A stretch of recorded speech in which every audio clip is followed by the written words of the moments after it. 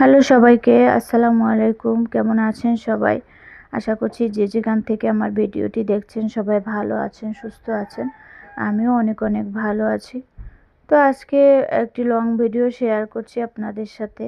আশা করছি ভিডিওটি আপনাদের অনেক অনেক ভালো লাগবে। তো এখানে আমি দুপুরে রান্নার প্রস্তুতি নিচ্ছি। সব কিছু কেটে কুটে ধুয়ে নিয়েছি।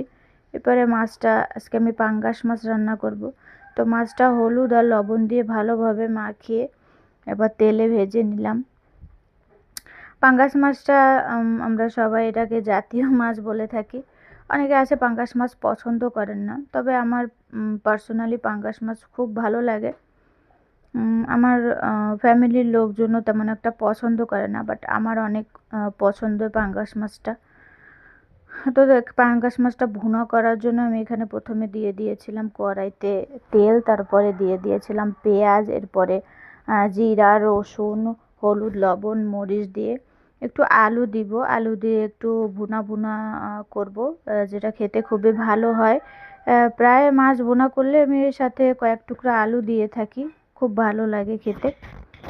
তো এরপরে এখানে মশলাটা কষিয়ে আলুটা একটু সেদ্ধ হয়ে আসলে পানি দিয়ে মাছগুলো দিয়ে দিলাম। এরপরে পাশের চুলায় আমি রান্না করব লাউ। লাউ দিয়ে চিংড়ি মাছ রান্না করব। তো এখানে চিংড়ি মাছটা অল্প তেলে ভেজে নিয়ে এরপরে পেঁয়াজ, কাঁচামরিচ, তারপরে আদা,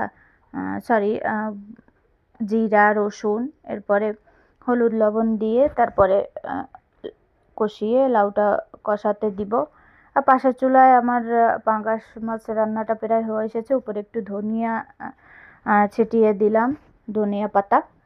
এরপরে লাউটা দেখো অলমোস্ট হয়ে এসেছে। তো এখানেও কিছুটা ধনিয়া পাতা ছিটিয়ে দিলাম, খুব ভালো হয় খেতে। তারপরে রান্নাবান্না শেষে দুপুরের খাবার নিয়ে চলে আসলাম। তো ভিডিওটা যদি তোমাদের ভালো লাগে অবশ্যই লাইক কমেন্ট করে পাশে থাকবে। এরপর যদি আরও ভালো লেগে যায় তাহলে অবশ্যই ফলো করে সাথে থাকবে। সবাইকে আমার ভিডিওটি দেখার জন্য অনেক অনেক ধন্যবাদ। তো আজকের মতো এই পর্যন্ত। সবাই ভালো থাকবে, সুস্থ থাকবে। টাটা।